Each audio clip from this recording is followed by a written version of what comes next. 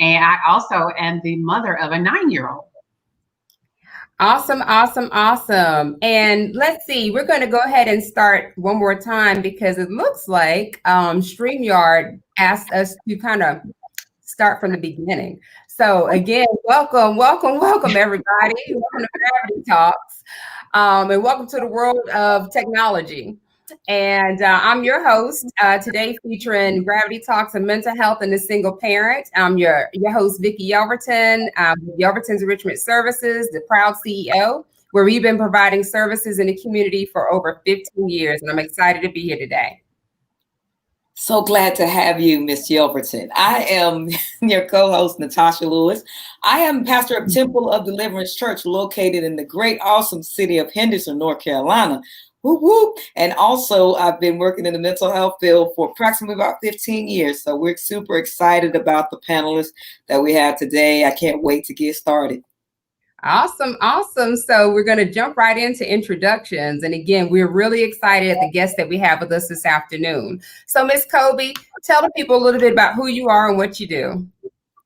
So I'm Kobe Thomas. I'm a registered nurse, and I've been working as a nurse at multiple hospitals over the last 16 years.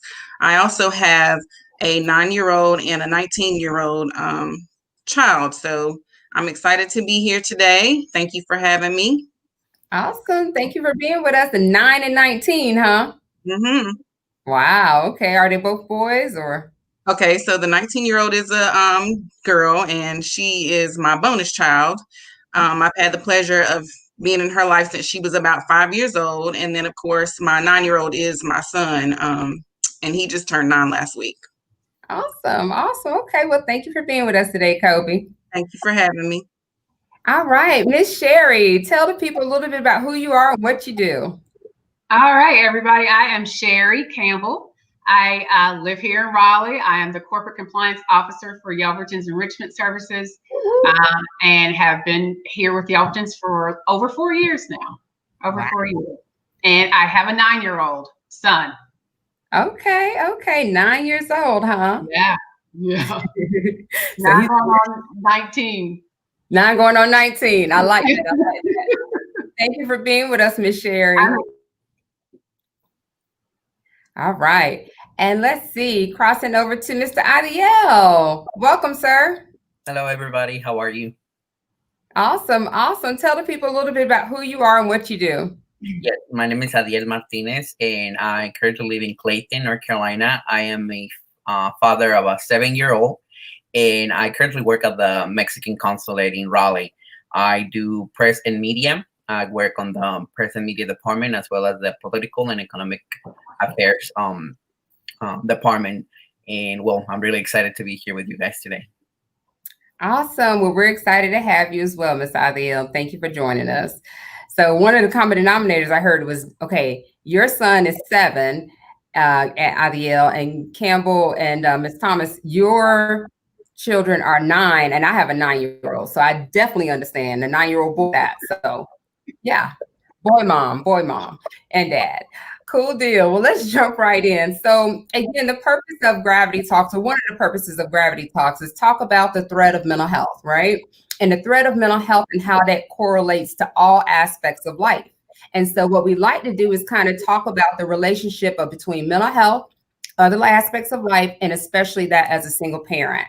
So if you don't mind sharing with us, what is your understanding and or connection to mental health? And we can start with you, Ms. Kobe. I'll start with my connection to mental health. Like I said, I'm a nurse. I've been a nurse for 16 years, and I've had the opportunity to work directly with patients undergoing psychiatric and mental health treatment. In addition to that, I mean, I've struggled with some depression and anxiety in the past myself. But mental health it encompasses, your thought processes, your feelings, and being able to maintain healthy avenues within those constructs. Okay. And thank you for sharing that, Kobe. Let's see. So crossing over to Ms. Campbell. Ms. Campbell, can you mind sharing your thoughts about mental health or connection to it? Psychology was not my first love, but it became that. So I went to East Carolina and I have a degree in psychology.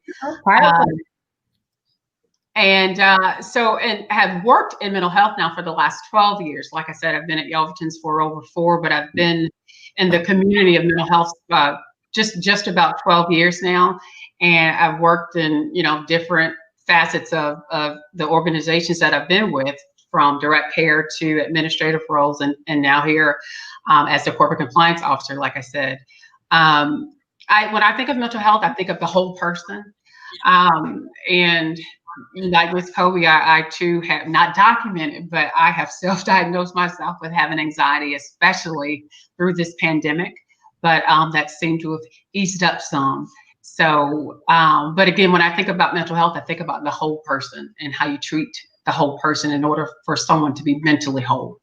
That's my take on mental health. Okay. Well, thank you. Thank you, Ms. Campbell. All right. And let's see. And you said psychology. So East Carolina, always got to represent the Pirates. So Pirate Pride, right? What is it? The hook. All right. So let's see, Mr. Adiel, do you mind sharing with us your thoughts about mental health or connection thereof? Yeah, I do agree with me, Sherry. I believe that mental health is something that is affecting all of us, really, especially during this pandemic. And just like she mentioned, I believe that is something that, as a whole, all individual, we need to take care of our mental health, because it could be either depression, anxiety, multiple things. So I believe that mental health as a whole is the well-being of a person. Okay. Cool deal. Thank you, Mr. Adiel. These are some thorough responses. You both, all three of you all have shared the personal connection to mental health and the professional connection to mental health. So thank you guys for being transparent. So as we cross over to parenting, right? And we all have shared, our young ones and older children that we have.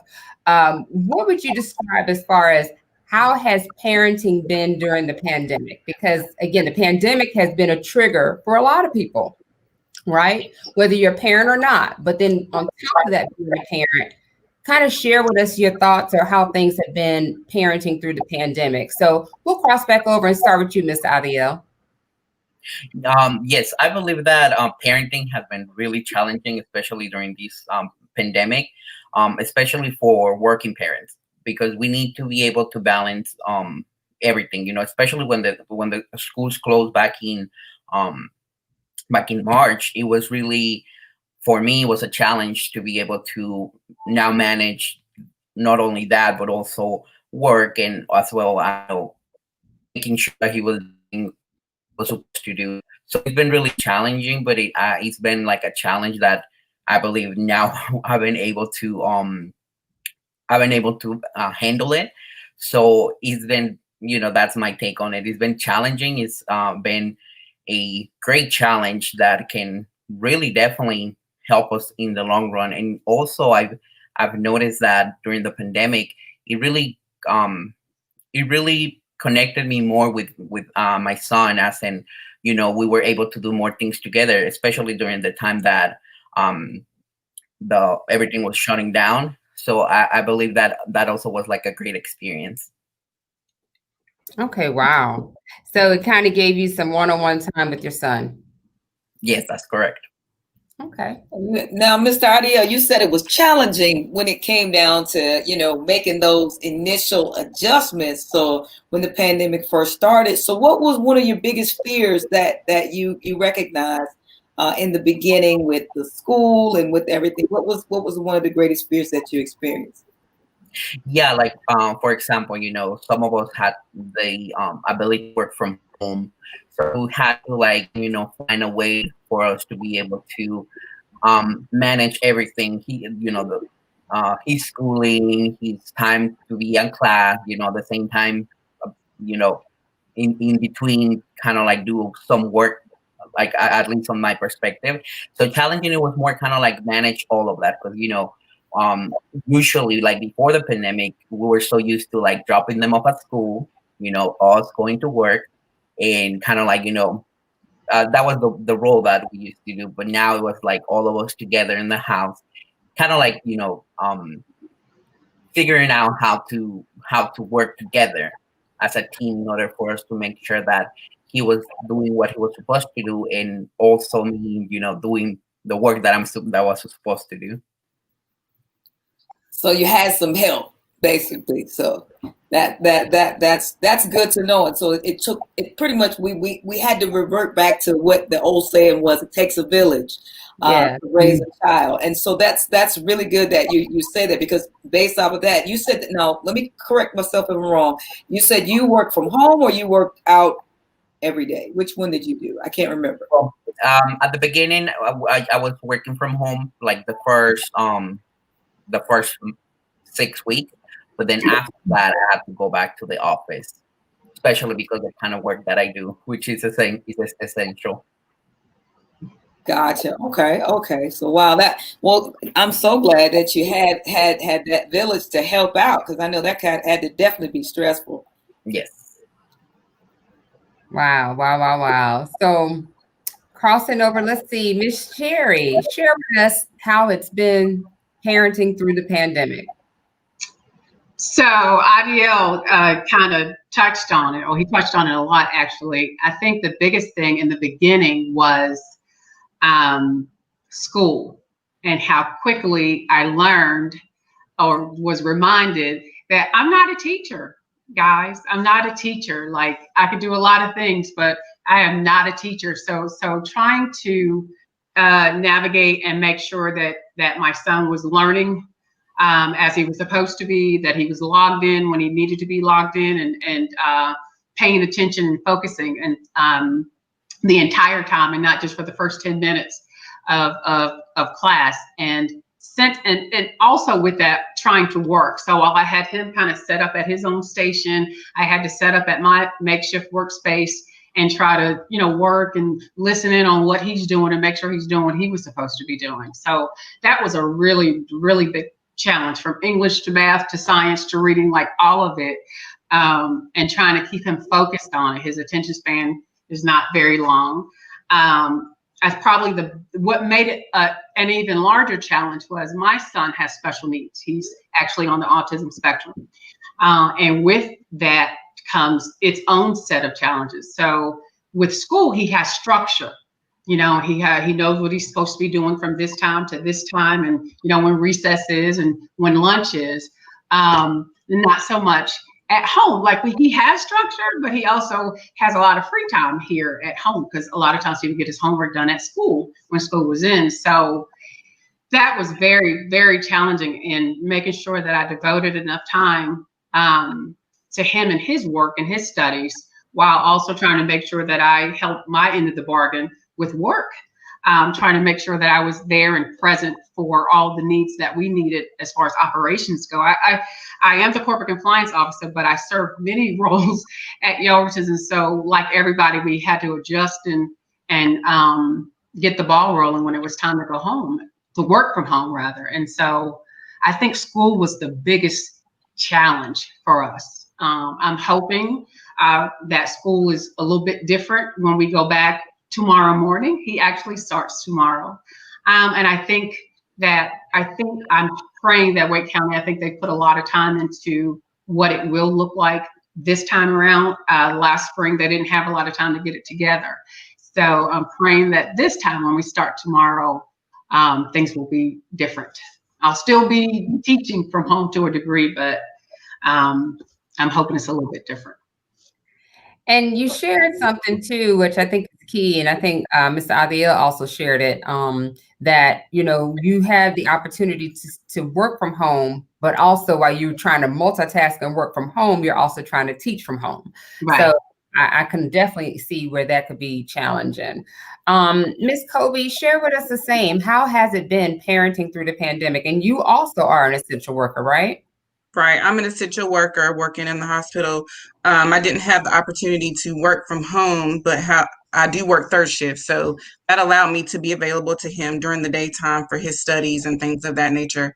The biggest thing, though, for me stress wise in terms of parenting through this pandemic is the fear of, bringing something home, this, deathly virus home to my child, who I'm concerned that I need to maintain his health through all of this, in addition to, school and stuff like that. So it was bigger than just education for me. It was more so his health and making sure that he was going to stay safe. Okay. So, and like you said, one of the things, we had another panel a little while back about essential workers, and the challenge that it was, as far as also being scared to bring certain things home to your children. So you having to balance that, because you're out here doing the work that you do, but then coming home having to parent. And again, when you throw in the school piece to it, it's, again, I can just see how that continues to snowball. But thank you guys for sharing, because like I mentioned earlier, you guys, definitely are like local heroes, because parenting is challenging in itself. And then to do it, where I know that there's some challenges with supports, and I'm speaking from me knowing some single parents personally.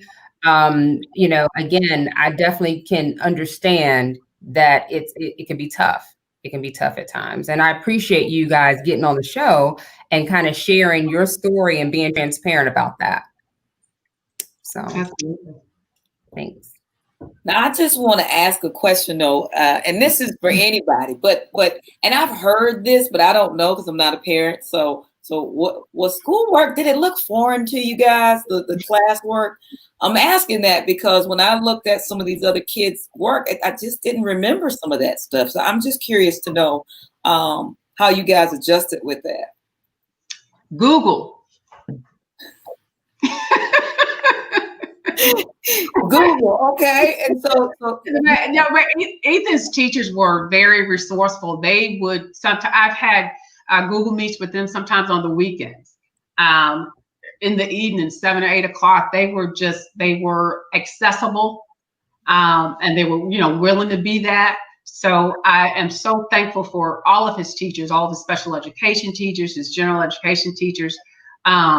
He has a support system which lends itself to me at his school. So that was very helpful, for sure. Absolutely. So, anybody else? I'm just curious, because some of this homework, I'm just like, I don't remember learning that stuff. So I'm just curious about it. How about you, Mr. Adiel? Was it? One thing that I found out that, I graduated high school in 2011. And some of the things the way that they teach now is really different from the way that we were taught. So for me, one of the challenges was to figure out the way that they're being taught now. Mm-hmm. So like that I can explain to him, because in my case, I could explain it my way, but then he would be like, that's not the correct way.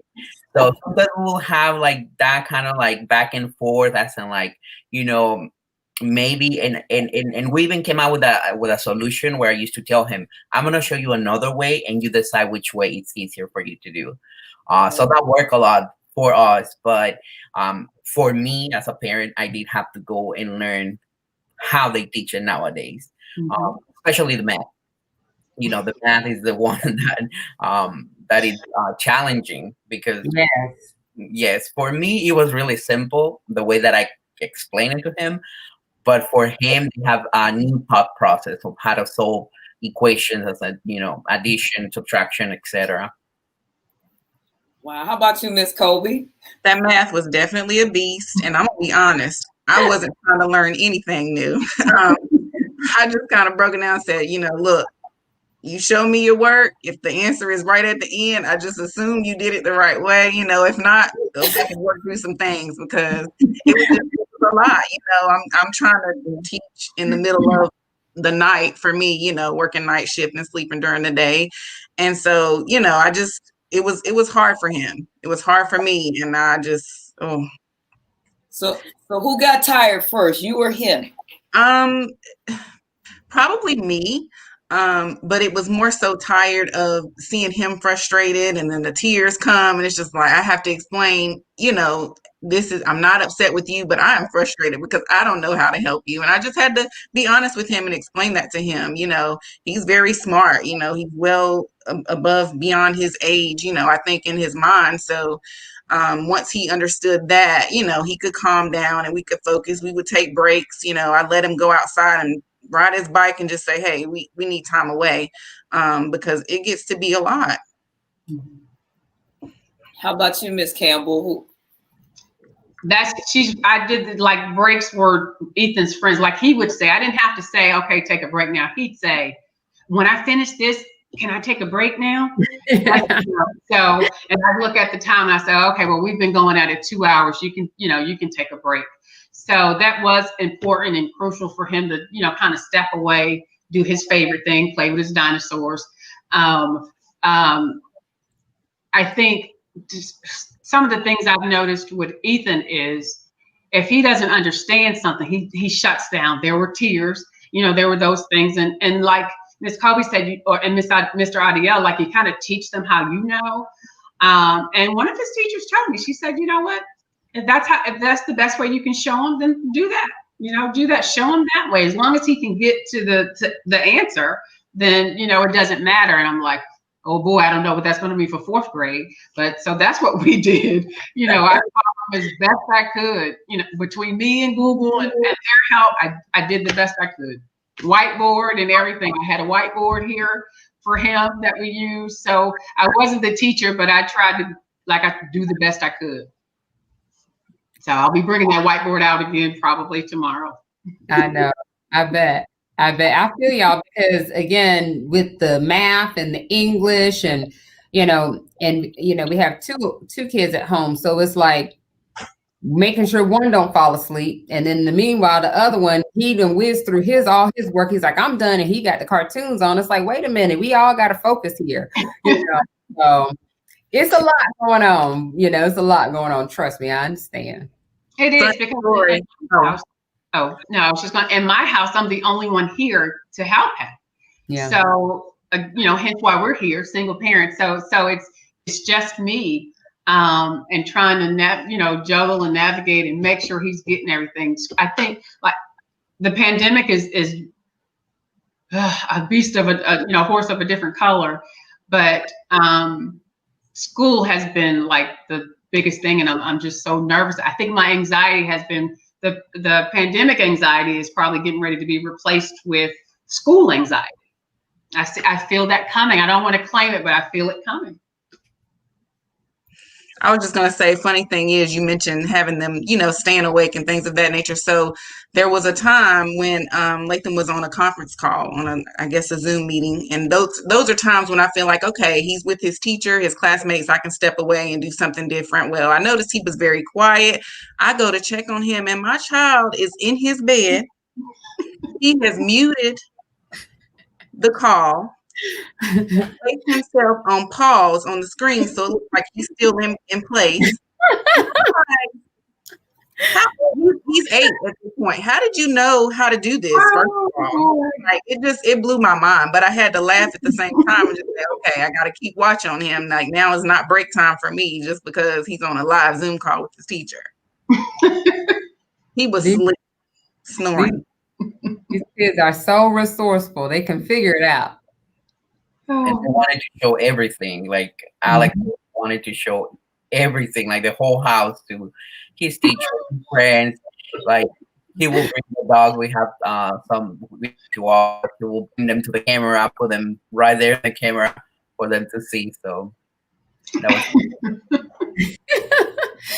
yeah, and they still had show and tell. They did. Yep. Oh wow. Well, what about recess? Did they do recess, or you guys just had to give breaks? They had recess on one of his modules and his what was it? The whiteboard thing. And they would have certain exercises they had to do, and it would tell them to, record yourself doing this, upload a picture, write a little, blurb of what you did today physically. But they incorporated that into the education. Yeah. Same with Ethan. They did the same thing with him. with his school. They did the same thing. He didn't want to do it, but yeah. So it sounds like, okay, so as we get ready for the upcoming school year, because I think what happened last school year when the pandemic hit, it kind of caught everybody off guard, and there was a short period of time where there was no school happening. And then they finally picked up and tried to finish out the school year. Then we had this short summer because it seemed like the summer went by like that. I was like, it's already time to go back to school. So now with school coming up, it's like, okay, how do you get back into the routine, into the rhythm, you know? And like you said, most of you all who are able to work from home, it's like you get up at 8 and it's like ready, set, go. They're in class, you're working. By the time 4 o'clock hit, everybody's tired.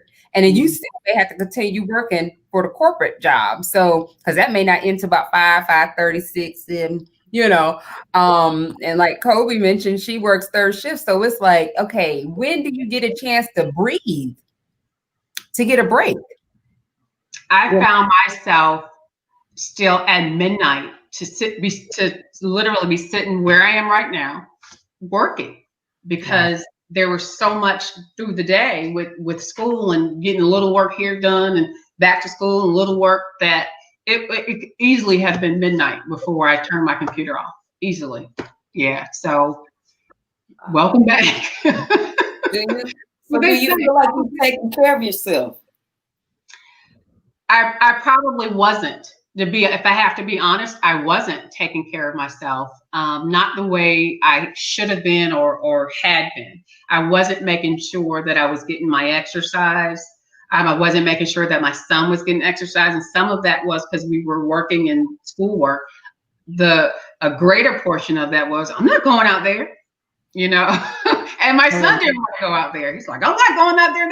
That virus is out there. So, for him, it's like he's scared of that virus, very, very much so. He's gotten a little bit better, but he's not going anywhere without his mask. That's been one blessing, or of many blessings during this time, is that I didn't have to fight him about, what safety is and how to be safe when we go out, and to make sure we're sanitizing and washing our hands and making sure we're wearing those masks, because he's not going out without it. He won't leave out the door without his mask.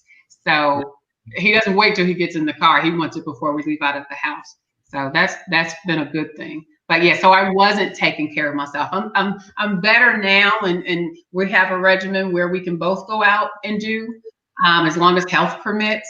But yeah, that was challenging. I wasn't. I have to admit that I was not. I need his secret to remembering the mask. I have, because I don't know if anybody is like me. I know, Kobe, you probably, accustomed to wearing the mask because you're in the medical. But I will get to the door of a store, and then I'm the one running through the parking lot to get back to the car because I forgot the mask, even in the rain. I mean, it's just, I'm having these episodes, I guess, because it's so many people out. It was a no-brainer when there was 2 cars in the parking lot. Now you just kind of get out and go for it. So I need his secret to how he can remember that. I do leave him in the car, but then it's like, I don't want it to melt. And then I don't want, I got all of these things going on in my brain. So I tell him I need his secret. I need his secret to remember that mask. I will ask him. Please, I definitely make sure you follow back up with me on that. But I want to ask you guys, because Miss Kobe, what do you do to take care of yourself? When do you rest? When do you breathe? Because now it sounds like you had a little break over the summer, but you're getting ready to get back into to everything all over again. Mm-hmm. Yeah. So for me, self-care pretty much looks like exercise. Honestly, it's interesting because during this pandemic, I've devoted more time to taking care of myself and doing those things, because if not, I find that, that leads to a healthy immune system. So I've been exercising. I've been trying to eat right. But just trying to step away and have time for myself. I live in a neighborhood where I have a very close-knit group of moms who we get together and we social distance outside, in the street, on the sidewalk. And it's just like that downtime to breathe and talk and be around adults where you've been in the house with a child all day means the world. But sleep, I sleep a lot. I feel like I don't get a lot of good sleep because I'm interrupted a lot, but There are times when I've told Lathan, look, we're going to start on schoolwork at noon, don't even, I got to take a nap. So just things like that, just knowing when it's time to say, okay, we got to wait a minute or take it slow. So that has helped a lot. I love what you shared about the other moms in your circle, and you're getting a chance to just get that break. And and I'm speaking from friends of mine who are also single parents who speak to just any type of break they appreciate. Being amongst other adults, being able to dress up, go to dinner, those things are really important. And yeah, I appreciate you sharing that. Yeah. Definitely. I think I also, I think it's great that there is that level of support there. So are you guys finding that, during all of this? I mean, how did it go with childcare? Sounds like everybody had to work. So I know there were, I don't know about you guys, but I know for a lot of people, there were reservations about who can watch my kid, where this person has been, where that person, and then trying to make that tough decision of, do I quit my job or, did that happen for any of you guys? When you that kind of for me, for sure. I mean, I take care of patients with the COVID-19 virus. And so that in itself, like I said, a huge fear. You pray through that, get through that, and just know that everything is going to be okay. Take the proper precautions. As far as childcare, I've been truly blessed since day one when my son was born, having that support of grandparents, aunties, uncles, things like that to help me take care of him. So at night when I work, his dad, keeps him also, and his grandma, my dad, his grandpapa, it's like everybody has been available, to help in that regard. So my fear more so was, him taking something to his grandparents. I didn't want him to expose them to anything that he may have picked up from me being at home and working. So, but once we got past that little hump, it was very good. I have not had any issues with childcare during this time. Yeah, I like what you just shared about one thing to have natural supports, but then you throw a pandemic on top of that. Because like you said, some of the at-risk groups, like, grandparents and older uncles and aunts, it's like, like you said, you're dealing with the level of being skeptical about letting them go over there, not so much for his sake, but mainly for their sake. And that is an interesting point. And you being in the medical field, is kind of like you said, you had to kind of rule out and say, hey, we're just going to be as safe as we can, but we still needed that natural support, So, wow. But the natural support can sometimes be an outlet just to kind of help you get a breather as well. Mm-hmm. So do you guys feel like you've had that for the most part? So some of it's probably my fault that I've not had a break, if you will, because I am so worried about where Ethan goes. I have about this many people, you know what I mean, like that I trust with my kid, and that's been since the day he's been born. So, and that's me, a new mom, and that hasn't changed. I'm still very careful about where I let him go. But I do have aunts, my sister, some cousins who can help out when they can. So sometimes babysitting is not as easy as 1, 2, 3 for me. So that's something I have struggled with. My aunt, she was a blessing. She's still a blessing. She kept Ethan for the first 6 months after he was born, because I didn't want him to go to a daycare. Like, what if they, hurt him or something? It was just too much. Again, and I kind of still feel that way now. I don't do a lot of camps. After school was the most camping Ethan's ever. And it's just because I don't trust people with him, and he's not always able to identify when someone's being mean to him. Mm-hmm. Everyone's not your friend, and so that's always been a concern for me. But the other problem is they don't live like 5 minutes away, so oftentimes I have to drive quite far just to have a sitter.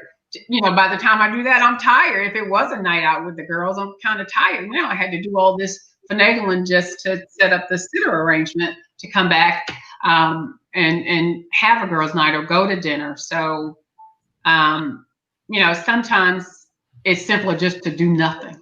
Since the pandemic, it's not been as bad because I don't want to go anywhere. So, but I like that whole neighborhood thing, getting together with some of the moms in the neighborhood. That's awesome. Oh, it's amazing. I couldn't begin to tell you guys how, I mean, that's been my lifesaver, really, my lifeline throughout all of this, because you can't, during the time we couldn't go anywhere, you know, and I'm like, I'm forced to leave the house to go to work. And, you know, you come home and it's like, okay, now what? But almost 3-4 times a week, even, you know, there's that connection to just let him even go outside and play with the other kids and have that social interaction, because that's been the hardest part for him, because Lathan is very much, you know, an extrovert, if you will. And he's just, mommy, I'm bored. I have nothing to do. And that's been really hard for him. So what made you kind of cross that line and say, okay, it's cool to go outside and play with the neighborhood? I just felt like a lot of the moms here in the neighborhood, they're working from home. Everybody's been pretty much quarantined. You know, they've all been quarantined. You go through that period of like a month, 6 weeks of being in the house, really. And so it's like they haven't gone anywhere. I trust that, you know, they're doing what they need to do and taking proper precautions and still trying to tell the kids, okay, don't get so close to each other, you know. But they brought their bikes, so it's not like they're always right on top of each other, but they still have that interaction. So that's been, you know, a good thing. I just felt like I felt like at the time the odds were higher of me bringing him something home, you know, and like I said, him exposing somebody else. And, you know, I'm so blessed with those moms and these families, you know, to even offer up that fellowship for him, you know, because if anything, you know, you got those parents, I don't want my child playing with, you know, that kid because his mom's a nurse, you know, you got get those eyes, you know, even early on being in the grocery stores, if you have on your work clothes, people looking at you and you see the stories of, you know, people saying, oh, you shouldn't be here because, you know, you're a nurse and you shouldn't be exposing people. And, you know, I didn't have that experience myself, but just, you know, seeing that in the news and knowing that people are afraid even of us healthcare workers, it's just like, man, what do you do, you know? And you can't blame them for those feelings because they don't know, you know, and everybody's scared. You're right. I definitely agree with you on that. And I wouldn't say that, you know, there was the fear there for the healthcare workers when I would see them with the scrubs or their work outfits on. I think it was more so that, and I'll say it, the media scared the heck out of everybody when it came down to the initial points of discussing and sharing with us the uncertainties of COVID. And so, you know, it was scary there for a while. And even now, I feel like, you know, conditions aren't better, but, you know, we're living loosely now. And so I never even considered how people were treated. Now, I know that the biggest thing when it first started, it was you better not cough, you better not sneeze, your nose better not be running, and you better get out from outside because you can't be too hot and have a temperature. Because if you got a temperature, oh my God, it's over for you. So to even think that people would correlate the healthcare worker piece in there, that's interesting to know as well. Now, I don't want to leave Mr. Adiel out. Mr. Adiel, what do you do for self-care? Well, see, for us, like I mentioned before, this pandemic really made us like close, like, you know, we were close already, but, you know, make us closer. Because one of the things that we used to do is like every afternoon after we were done with work and schoolwork, I live in the country. I live out here in the middle of nowhere. So we used to go and ride our bikes. I had not ride a bike for 10 plus years. So I learned to ride the bike. You know, of course, Alex loves to ride his bike. We did a lot of things outside. And usually, like, you know, we give each, you know, like an hour, even 2 hours, and we just went outside. You know, I used to put my music on and we used to ride the bikes. and that helped us a lot in order for us to kind of like, not think so much of the negative of the situation, but things that were positive. Like, I have a really a great blanket of help in my home. I have my mom, I have my sisters. So they that all, the pandemic really brought us together, because we used to do Bible studies together. We used to check on each other more. These really brought us together. So I think during the beginning of the pandemic, we really got to know each other more, and the things that maybe like before the pandemic that were not there. So that's what we did for health, for self-care. And I usually, like, whenever I put him to sleep, I usually give myself like an hour for me to read, anything regarding school, or regarding, really anything. So it just gives me like a time after he goes to sleep, when everything's calm and there's no more chaos. So that also helps me a lot. Kind of like, meditate, pray, in order for me to be ready for the next day, in order for me to tackle, once another day. Wow. And that's nice, Mr. Adil, because I've started riding my bike. Started like officially yesterday. And but it's really therapeutic. I mean, and the kids, my boys, the reason why I'm really trying to get right with it is because my boys are like, can we now go on the trail together? Because before they wanted to ride with their dad, and I'd be like, well, I'll be at the parking lot, because I just was kind of hesitant to get on a bike. So those are fond memories that you're able to form. Like you said, during the pandemic, a lot of people, I think, have gravitated to biking. Mm-hmm. Yeah. Kind of like thinking back, somebody had mentioned something earlier, and I wanted to share. I had read a blog that was posted by a single mom, and one of the things that she shared was a challenge with, like when you try and set up yourself to be able to have plans. So like a lot of times, even though she had the natural supports, she would set plans up to be able to go somewhere, or, set plans up to be able to do something, go to an event or a concert, like way in advance. And then fast forward, and either the person would forget, or something came up on their end and they weren't able to watch, the child. And so, and she mentioned her child's father, but she was like, it seemed like it still fell on her. So do you all want to share any thoughts about that? Because I understand a lot of times you try and do all your due diligence and try and have everything lined up, and you say, okay, I want to take some time for myself. I want to go on this girls trip. I want to go on this fellas trip. Let me line something up, but then it falls through. Do you mind sharing your thoughts about that? I thought it was an interesting blog. Yeah, I think well, in my experience, one of the things that really has worked for me is that I have I always think of it this way, the responsibility is mine, and everybody else is doing me a favor, as in watching him over, helping him with his homework. And one of the things that I always take care, and I'm really grateful for, is like, regardless if, like, let's say, one of my sisters helping me, guiding him through his schooling, and if something comes out wrong, I'm grateful that they were there. I don't look at the negative of it. I look at the positive, being like, at least she was there helping, guiding him. So for me, that mentality really helps me a lot, as I'm like, at the end of the day, it's my responsibility.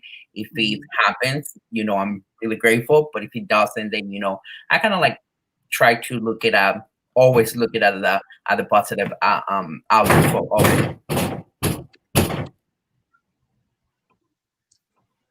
Awesome. Thank you, Ms. Adia. What about you, Kobe or Miss Sherry? Any thoughts? You can go ahead, Miss Sherry. Well, I was just going to say, I don't make a lot of plans. Some of you know that. Because because the majority parent or co-parenting, I feel like I kind of fit in both of those categories when we're looking, if you think about this, the definition of a single parent, that's me. I'm single, I'm a parent. I'm also in the home alone where I live by myself. There's no partner here. It's just me raising Ethan. I do also co-parent with his dad. So it's not that, dad's not here or around. It's just we're in different places. And so the majority of Ethan's responsibilities do fall on me. And that if I want to go to the hairdresser, I have to try and navigate and figure out how will I do this. And it's be like to have a child 9 years ago, and I'm still figuring it out now. Like, so for me, I just assume not do something than to have to worry about daycare or finding a sitter. I know that doesn't leave a lot of time for me. Something else I need to figure out and include in my self-care, because I do that. I've been exercising the entire time I've been in this pandemic. I've gotten better. I had started I'll say a health journey last September. And I had done exceptionally well until we went on out into the pandemic, remote here from home. Started out great, but not so much lately. I've eaten out more times than I should have in a week. Some of that is because my son doesn't eat a lot of things at home. But that's something that I have to get back on and just focus on and make it be a thing. Just like taking care of him is a thing, I need to take care of me.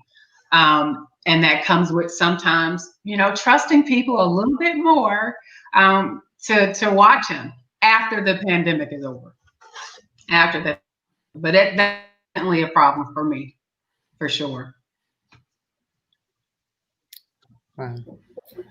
It sounds like it's going to be, and just listening to what you're saying, it just sounds like it's a lot. Because even like now with appointments, there's no waiting areas and things of that nature. So you have to kind of let stuff go altogether. Sometimes, like if I have to go to the doctor, the dentist, wherever, if my appointment is at 2:00, I have to stop everything I'm doing maybe around 11 to go and in place to be at my appointment by 2. So how much time have I, been away from work or would have been maybe school? While he's in school, I don't know when I'll go to handle any appointments. I have no idea. Unless people are open on Saturday, I don't know. It's hard. It really is. It's hard. And I know I'm not a unicorn, so my story is similar to so many others I know. And there's an answer, there's a solution. I just haven't found it yet. I think that, I'm glad that you're being transparent and sharing this, because I think that sometimes we don't take into consideration all of the details connected to single parenting. Mm-hmm. And then single parenting in the pandemic, there's safety issues, care issues, all of these things are connected. And it's just, my heart's really going out to you guys because, you just to get your hair done, you've got to take a 2-hour window to do this just to get to the appointment, then another 2 hours. So you didn't get a chance to work. You didn't really get a chance to pick up a hot dog. You were just going to do one task and it's taken half of a day to do that. And I don't think everybody gets that. I really don't. I can honestly say, you guys are really opening up my mind to just kind of getting it now, and then with the pandemic, I can only imagine what it was like before, but now with the pandemic and then there's this, there's fear of sickness and things like that. And so many things, you're afraid of getting the COVID. And then you hear about how kids are getting it and what's happening with that. And so, and then you're there. And then, so let me ask you this, like, when your situation sounds a little bit different from everybody else's, it sounds like to me that Adiel and Miss Colby have the village concept. So I want to ask you this, Sherry, and you guys can chime in at any time. I don't mind being cut off. But so what was your mindset when you were, going out doing things like about contracting COVID, and you're actually in that home by yourself? I mean, how did you feel about that? I want to say it without saying it.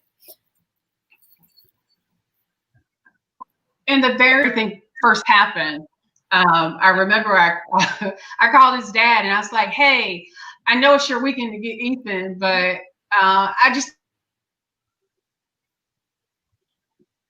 think we probably should hold off. We should be going to anybody's houses right now. And he was like, oh, I understand. I figured you were going to think like that because he knows me. That was, again, a choice, but I thought it was the best choice. I am in a high risk category, so I have to be super careful about where I go, much less anywhere I were to let Ethan go or take Ethan for someone to babysit him. Because I have to worry about everyone who's in that house now, and where do they go? Because I'm only as safe as the people we're around. Mm-hmm. So while it's hard and it's a struggle, right now it's a necessary stay safe. That he stays safe and that I stay safe. Again, just because I am a high risk category. So that's kind of been my focus, or has to be my focus, is keeping me safe so that he's safe. Because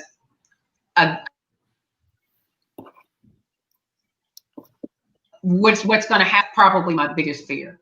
And how I construct my day and how I plan everything and where I have to go and when I have to do it. Anybody else want to chime in or add anything just as far as like the safety issues and things? Yeah, for me, on my on my opinion, it was really difficult. Alex was completely, shelter in the house. He didn't really went anywhere, and that's one of the reasons why for this upcoming school year I decided for him to go online, because I remember like I've taken him to the store like twice, and just the fact, he's not like Mrs. Campbell's kid that he's willing to put his mask on. He just struggles with it. He feels like he cannot breathe, so for him, more than anything, in his mentality, he knows that COVID exists and it's something that we need to look out for. But maybe because of his age, he still doesn't really understand like the perhaps the seriousness of it. Maybe because we haven't really experienced it as a family, like a close family member that, thanks to God, nobody has gotten sick. But he still doesn't correlate. He knows that it exists, and he prays about it every night. But that's one of the concerns that I have, that yes, he knows it exists, but he really doesn't understand him being cautious on certain things. Other than that, I feel like he's been he's been really understanding of the whole pandemic situation. So I'm thankful for that he's been able to understand what's happening. That's awesome. I really like it. Miss Colby, were you gonna say something? Not really about the safety aspect necessarily, but just having that idea to have, when you're co-parenting, they go away for however much time and then come back, just letting it be known that the safety is most important. But his dad is an essential worker also, so he's working as well, and it's just I can't take that opportunity or time away from him to spend with his dad. So it's worked out thus far, really. And one of the things that you mentioned, Ms. Colby, and I think Sherry mentioned it too, what is the difference between co-parenting and single parenting? Because I hear that there's a difference, but then I see where they're kind of interchangeable. Or do y'all mind sharing your thoughts on that, guys? Like co-parenting versus single parenting? For me, I identify with both intermingled. Co-parenting, I feel like, is, sharing that responsibility and in custody and time spent in rearing and raising the child. But I would say I identify as a single parent also, because when he's here with me, he's here with me, and that's it. Communication has to be very important when you're co-parenting, and sometimes, that's not always what it needs to be, and it makes things a little more difficult. So I don't know, just co-parenting, I feel like is making sure the child's best interest is held to account at all times, regardless of what's going on in either parent's life at the time. And then the single parenting, like I said, just having to make certain decisions and carry out certain things, like taking them to doctor's appointments, deciding what's going to happen with school and things like that. Yeah. What about your thoughts, Miss Sherry? I was going to say, it's like she was reading my mind, because that's exactly how I feel. I feel like I identify with both. I am both. I do everything when Ethan's here, which is the majority of the time. And so it's school, it's teacher conferences, it's PTA meetings, it's doctor's appointments, it's everything. And it's the majority of the time. And so by that definition, I do consider myself a single parent. I also, though, co-parent, because, Dad and I, we do communicate. He does spend time with his dad, but he does spend more time here at home. I say home with his dad is home too, but here at home with me is where he is the majority of the time. Mm-hmm. So I'm curious to know, so are you guys, everybody that's on here, are you guys gonna be the ones that's gonna be the teachers for this school year, or the other parent gonna help out teaching? I'm just curious, because you guys got a lot going on. Everybody's working, y'all got a lot of stuff, and it sounds like no vacation. Adio's riding a bike, Kobe's taking naps, and Miss Sherry, she's I don't know yet. Fried mushrooms, that's right. And so are you guys gonna get some help with school? I'm curious, because parents were going crazy last year, and they really were. Like, everywhere I would go, I went to the bank, and the banker, I said, "How you doing?" And he just flipped out on me talking about school, and I was like, "I'm just here to, sign this piece of paper." And I'm like, "Dude, like, I don't care." And then he told me, I knew about his kids, I knew about his work schedule and his wife, and he was like, "We can't do this homework. Like, I'm not smart, and I got the degree, and so what y'all gonna do? I got to know what you gonna do. I don't know. We got a long ways to go. The cases are we at 2 million now. So what y'all gonna do? Go ahead. Anybody. I would just say, like, I know last year when the school year pretty much ended and started with the homeschool, I was primarily sole teacher by myself. Going forward, I'd hope and like to think that, Dad will be a little bit more involved this go round, because it was difficult, and, he may have the time, but, when communication is not 100%, and, you primarily communicating via text message, it's a lot, it's hard, it's difficult. So as opposed to reaching out and asking for help, that's one of my, I guess, downfalls, is that I take on a lot of things and just do it myself. Mm-hmm. I've arranged some tutoring sessions with someone for him this go around, because I feel like that's going to be the most effective way to make sure he gets everything that he needs going forward. That's an awesome plan. I like that. I like that idea. That you're gonna reach out and get some help. And one thing that Adiel said earlier, he said the responsibility is really mine in all essence. And so I'm just wondering about the weight, because I'm telling you, the way you guys are telling me about this, and I'm just thinking now, because I talk to people, I see people, and I work with kids, and I 6 hours a day, and I'm ready to go on vacation by Friday. I'm ready to go. And so I can only imagine working from home. It's one thing when you don't work from home. That's one thing. When you get a little break and you're out in the streets. But Miss Kobe, you working at night, so you still live and in action. It's got to be quiet. A 9-year-old being quiet, Yeah, I'd send them outside too, but definitely. Like she said too, a lot of times, I think there was a meme going around saying which one of these would be the hardest thing for you to say. And I think one of them was, I need help. Mm-hmm. And I noticed a lot of people responded to that, and a lot of times that is the case. Like Ms. Kobe mentioned, a lot of times you don't want to have to ask for help, but I mean, and it's tough because, sometimes we all need some help. But again, who can you tap into? Who can you actually rely on and lean on? Because I'm the type of person, if I ask you once, you say no, then I probably won't ask again, and it's not because they didn't mean any, harm or anything like that, but it's just, again, it's a sense of, I guess, some level of pride, but also you don't want to be a burden to anybody. And so, I think that's where a lot of this comes from too. Yeah. I don't mind the kids. I watch the kids, but they don't think I'm responsible. So they I let the kids do whatever they want to do. Do not send your child to Miss Lewis's. No comment. I did band camp for 2 weeks. They're gonna be asleep. They're gonna be good now. They're gonna eat whatever they want, but they're gonna be asleep. They're gonna miss all their classes. So. Well, my daycare is available for non-homework classwork hours. That's why you got vacancies. I love the kids, so but I can't help with the homework. I'm just gonna put that out there. So call me after hours for initial break. I think I'm probably going to lean on, like Ms. Kobe said, probably some help this year. I'm going to have tutoring. And I admit that, again, I'm not a teacher. I'm just not.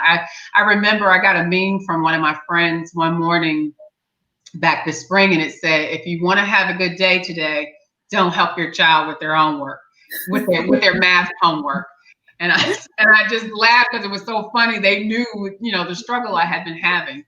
I do hope that I can probably get more help from Dad this year. Because we'll be at home, that maybe there'll be some weeks if Ethan's with him for a week, that would help out, that I could get a lot of work done. That's something, up for discussion, obviously. Again, school starts tomorrow, and I probably should have already started having these discussions. But like Kobe, I find myself doing the majority of things because it's just, I'll just do it. I just may as well do it, whether it makes sense or not. Tire myself out, but I just feel like it's my responsibility. He's with me. It's my responsibility to make sure he does what he's supposed to do and that he has what he's supposed to have. I think that's really great. Miss Adi, what are you gonna say? No, go ahead, Miss Adiel. Yeah, so for my again, I'm probably the kind of person who's always looking at the positive of everything. So for Alex and I, it was a great experience. Like when the schools closed down last year, he was struggling in school a little bit with his reading, and for him, it really me sitting down with him and having that one-on-one with me, that helped him a lot.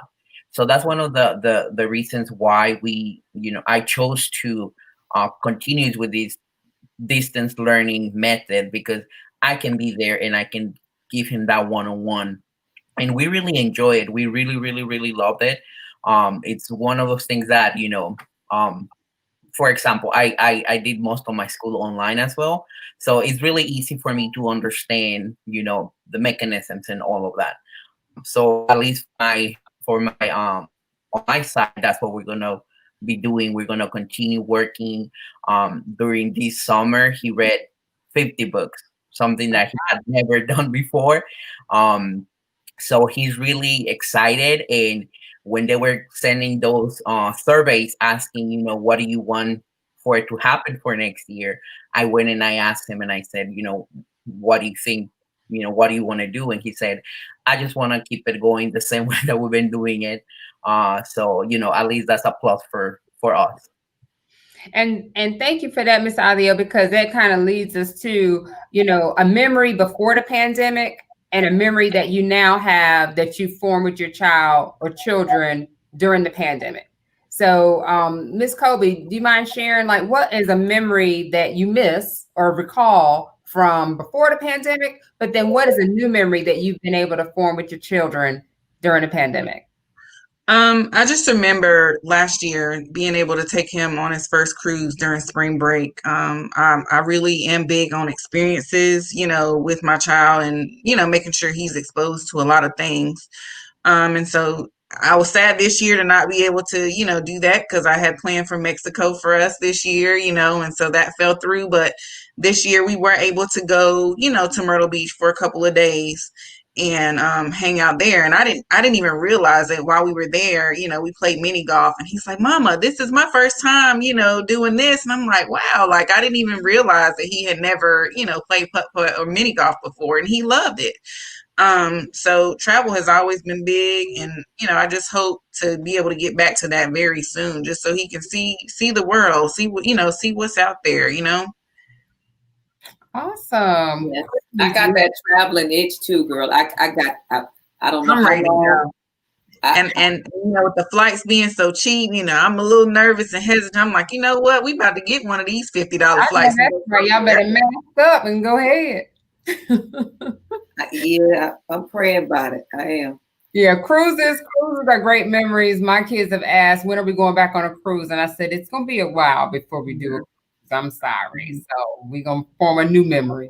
But well, thank you, Miss Kobe. What about you, Miss Sherry? What are your thoughts as far as before the pandemic? What was a memory? And then during the pandemic, what is a new memory you and Ethan have formed? So last year, Ethan and I won't name any names, but someone made me take a vacation because I don't often do it. And they said they wouldn't let me at any of our sites. So I had to, and they had warned people not to let me in. So I had to take a vacation. And we went down to Florida with the intent to take my son to Disney World, which I just knew he was going to love it. It was going to be awesome. Just the experience. He had just had a birthday. Well, he didn't want to go after we got there. He had so much fun just at the rental property in the water, and we had went to the beach. We had traveled to different places in Florida the whole while we were there. We went to somewhere different every day. And that was enough for him. He was satisfied. He was content, mostly with the pool and just being that he loves water. I've considered a cruise with him, but he's scared of a boat. He does not want to get on one. So I don't know that we're going to be able to do that. So that was probably in most recent years my best memory, just because he enjoyed that trip so much. Since the pandemic, maybe his birthday that just happened. He was excited about turning 9. He had counted down the days. And his birthday, he was like, how many more days? Only 7 more days now. I mean, he had started at like 100 and some. And he would, only 60 more now. So, because he wanted for his birthday. And I was like, well, you have to earn them. So he was doing chores. I think since the pandemic, this is the most chores Ethan has ever done. Late night, he's 11 o'clock at night wanting to sweep and things like that, looking for the broom. So I'd say his birthday, so excited that he got some of the things that he wanted. Yeah. Awesome. I'm glad, because I'm gonna tell you that's another thing. I want to do over when this is over. I need to do this birthday, this pandemic birthday. I'm glad he had a good one, but I didn't. So go ahead, move on. I digress. I know there's some people listening right now that want to do over, because okay, go ahead, Mr. Adia. I'm sorry.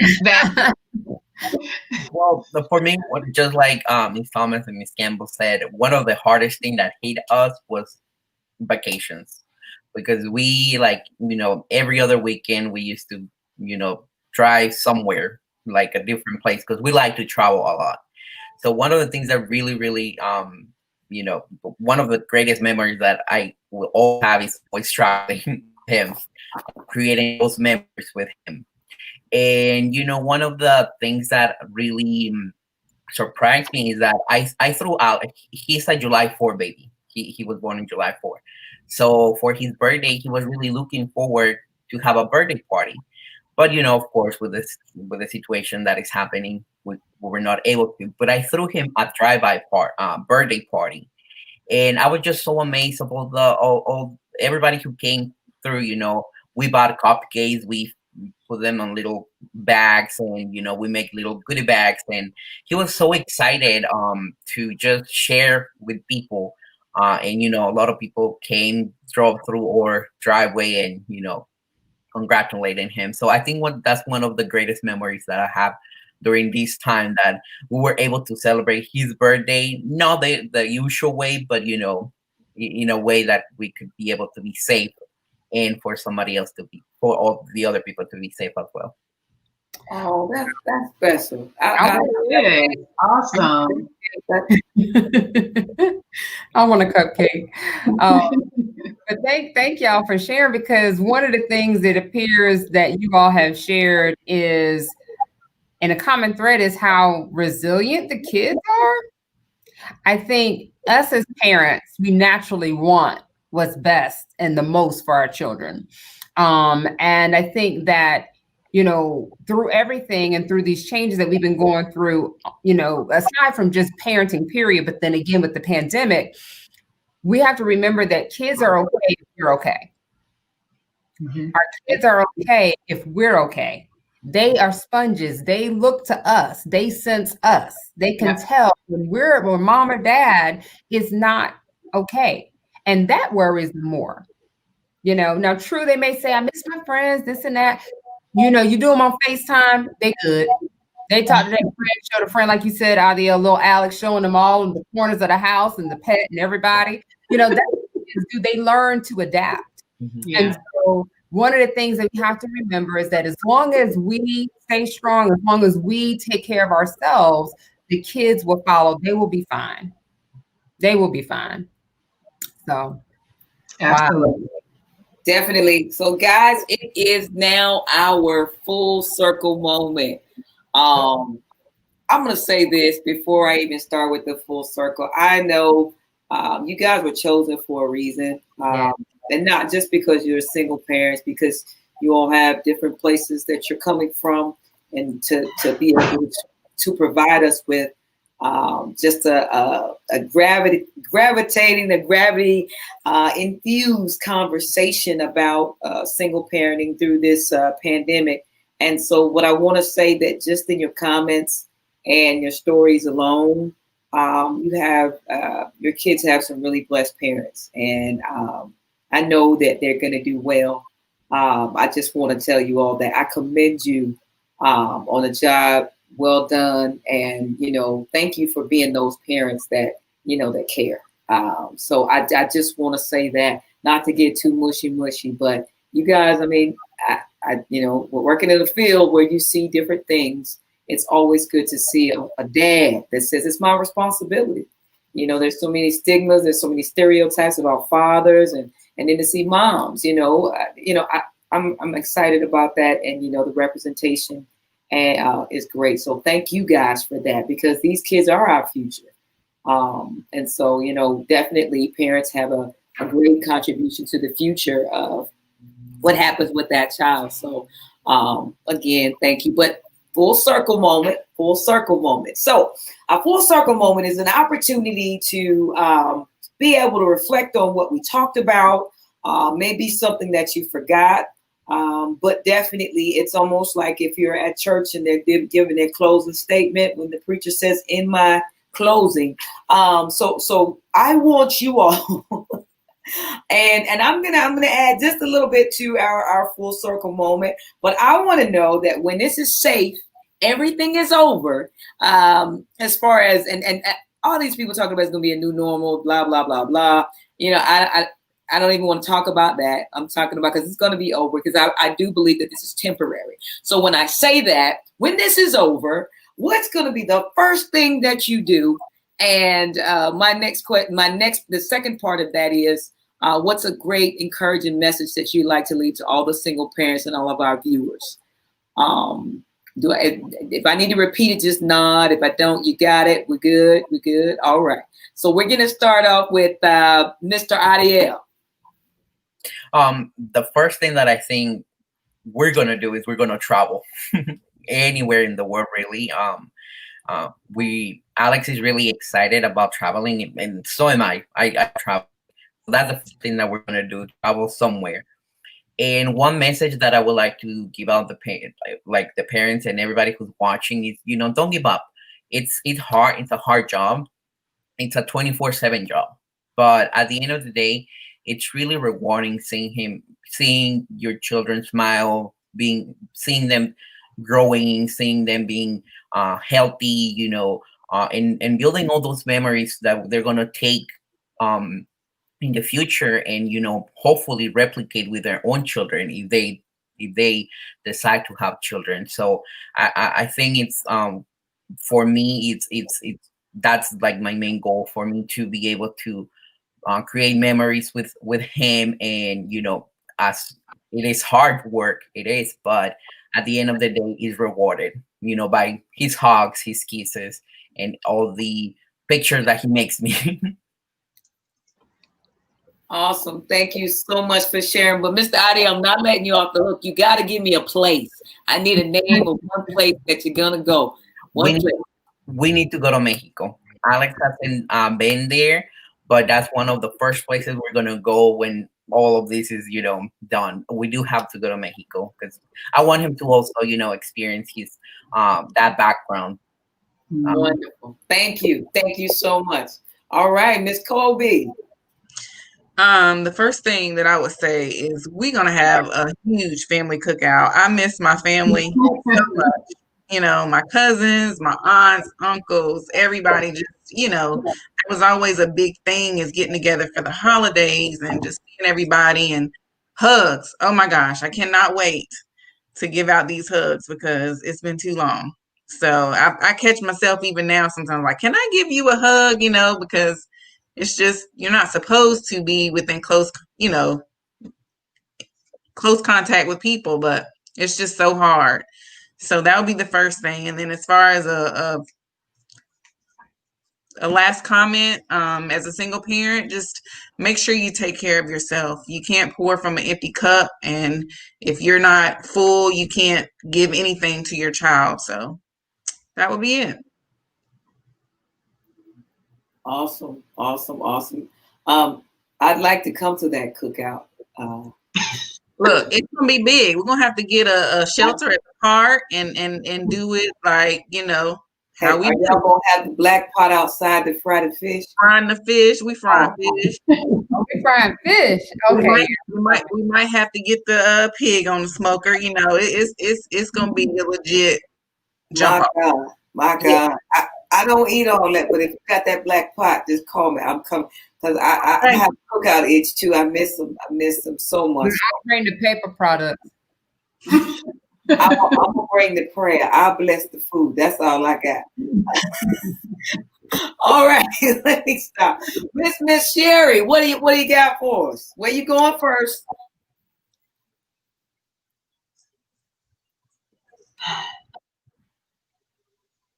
We'll have to drive because Ethan's not on the plane. He's not doing boats or anything like that. So we'll have to drive wherever we go. Probably a beach somewhere because he loves the beach. As far as my full circle moment, for me, I think it's, just a message to single parents and parents who are co-parenting. I feel like we're all the same to some degree. But I think I know it's double the work, double the energy, double the drive. It takes all this, but the reward will be double upon us, as they should be. And, I tell my son every day, I love you more than, and he finishes before I do, anything. Oh. Mom, I know. Continue to pour into our kids. Not everybody has grown up with, not everyone's grown up being told, I love you. And so that's something that I tell him every day. I love you more than anything. And he knows that. So I just would share that. That's beautiful. Now wait, before I go to you, Miss Yelverton, I got one problem. I got a problem now. It's my problem. Now, we talked about all this stuff with the pandemic, and I know y'all single parents, and I got a clear message today. My clear message was that y'all need a break. So when I asked y'all what the first thing you're going to do, you're going with your kid. I'm talking about what you're going by yourself without them. That's the answer. Come on. We got to do this all over again. I just need a place, but one thing that you're going to do alone. Okay, come on, Mr. Adia. Let's start over. Come on, Mr. Adia. You know what? I really want to go to Las Vegas. Oh, yeah. What you doing? That's probably like a kid-friendly place. So, you know, maybe. But I have to say something. It would have to be without Alex knowing, because he would never forgive it. So, you know, then he had to think twice. He was like, okay, Vegas. I like that, but it came off his lips so good, though. I knew it was deep down in there. I knew it was. How about you, Miss Colby? What? By yourself? Well, by myself, just me, or can I go with my friends? Take a significant or something. The girls' crew, yeah.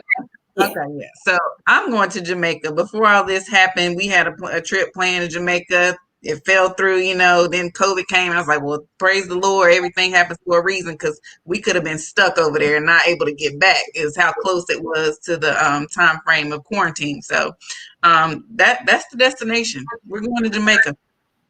All right. Hey, Mom. I like that. All right, Miss Campbell. Now, look, I need an answer, not an explanation. I need a location. I don't need a speech. And I need without the kid, okay? All right. And not to the grocery store. Come on. Let's go. So I think I'd be like everybody else following suit. I want to leave the country too. You know, I want to go somewhere, maybe where the water's blue. You know, but where, I don't know. I don't know. But maybe I can go to Mexico. I don't know. But I agree. I do need to do something without Ethan. I agree. So this is what I need you to do, because this is about to be therapeutic for you, okay? I just need one word. So say Mexico. That's all you got to say. Don't say Mexico. Say it one more time. Mexico. There we go. Okay. I'm making a note. Well, this is recorded, so I'm making a note. I got it out, y'all. I got it out. Everybody has heard Miss Campbell say Mexico, so don't have me put you out of the office again. Now I have to take a vacation again. Thanks, Miss Natasha. Praise God. You know I love to drive. All right. Now we're gonna go to Miss Vicky Yelverton. What do you have for us as a closing statement, your full circle moment for us today? Well, I just wanted to first thank the guests for joining us today. You know, even though I have an awesome husband who helps me raise, we raise our boys together, I was raised by a single parent. You know, my mom and dad were divorced. I think I was probably about 12 years old. And from there, I understand what she went through. Working overtime, working late nights. My brother and I were latchkey kids. But I understood that I had to, back then I didn't know the term partner, but I knew I had to be there for my mom. And like I mentioned, when I knew she was okay, then I was okay. And I think that it's dear to my heart, because I understand what she had to sacrifice so that my brother and I could have. I remember getting on her last nerves, my brother and I, because we were kids. We were just kids and we didn't know any better. But I knew that I later realized she was doing the best she could. And I knew at the end of the day, she just wanted us to be safe. She wanted us to have the best that we could have. And, as kids, we don't understand all that because we just want, I see this, I want this, I want this, I want that. And, we don't realize everything that our parents have to sacrifice. So again, that we can at least have our bare necessities, let alone the extra. So I wanted to commend you guys for coming on the show, because like Natasha mentioned, there is a stigma. When you hear single parent, for some reason, I think it's some type of stigma associated with it when it shouldn't be. Because I think you all mentioned that yeah, you kind of interchange between co-parenting, single parent. You do what needs to be done, and at the end of the day, it's for the best interest of the child. So I think that in the end of the day, that is the ultimate goal and the ultimate purpose. And that's the common thread I hear and heard today. You all love your kids, and you all are awesome examples, and your kids are blessed to have you, as their parents. So again, I just want to thank y'all for being on the show this afternoon. You know, from the bottom of my heart, and this is my gift to you. When everything settles down, y'all bring the kids to my house for a play date. I have a 9-year-old, and Ashton's hearing me say this, so I know he gonna be like, when they coming? So, Mr. Adiel, I want to see little Alex. Miss Kobe, I want to see your 9-year-old, and Miss Campbell, I want to see Ethan. And that will give you all a chance. You may not can go to Mexico now. I just said one night. But we'll do dinner with them, or just do something so you can have a night to yourself, for a few hours. So that's my gift to you. So thank you for being on the show today. Ethan, he's gonna love that. Yes. Now, one thing now, don't give me no restrictions. That's the rule for my house. Now, if you bring them to me, it's my rules. And I have to take care. They're gonna be straight now. They're gonna love me now. When I tell you, when it's over, when they leave, they're gonna be like, "Oh, that's Aunt Vicky right there." Yeah. See, my sister, she sometimes won't answer the phone when I call when Ethan goes. Dad does that too. He's like, the boy's fine, So yeah, I'm really bad with that though. I'm gonna call, maybe probably more than I should, but I'm one step ahead of y'all. I be sending selfies and pictures. Oh, y'all ain't got to call me because I be sending pictures. Y'all be like, oh, they having a good time. That's how we do. That's not a Gravity Talks gift, right? It's a you. No, well, y'all ain't gonna want to send them this Louis. So. I'm just making sure. I ain't even including her. That's this is from the Yelvertons. Our gift to y'all from the Yelvertons. Okay. I was just clearing the air,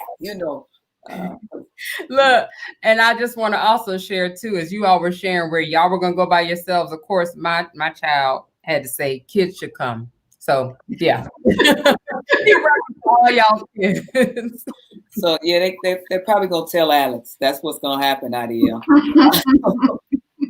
But before Miss Lewis closes us out, I do want to also extend that, those who've been streaming in, if indeed you do need any additional information or supports, I'm going to post here the Alliance access line, and we invite you to contact them if needed, along with some other information that I'll share once Miss Lewis closes us out. So again, thank you, streaming family, for tuning in.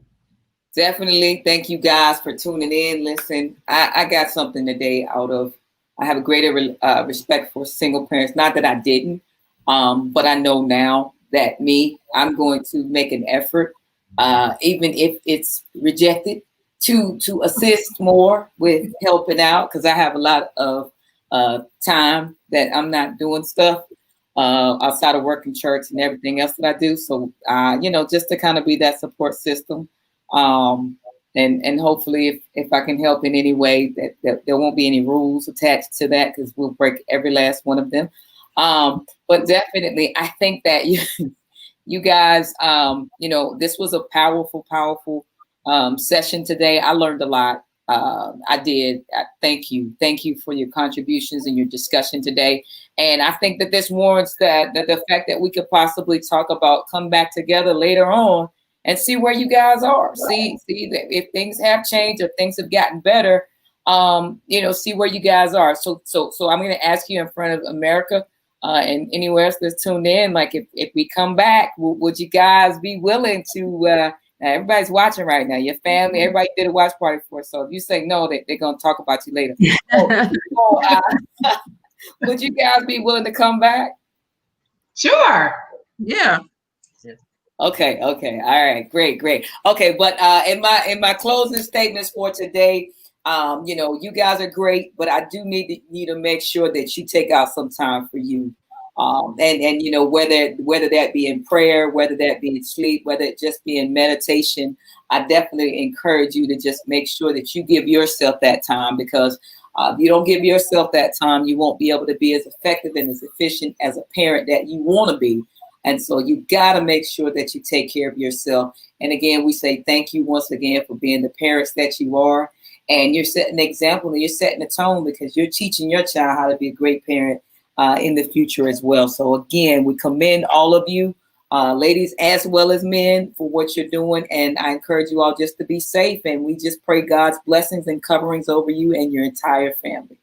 And everyone that's tuned in, thank you guys so much for tuning in. We're going to be back here at 6 p.m. We do an after talk of Gravity Talk. So we've got an awesome single parent father that we're going to be contacting.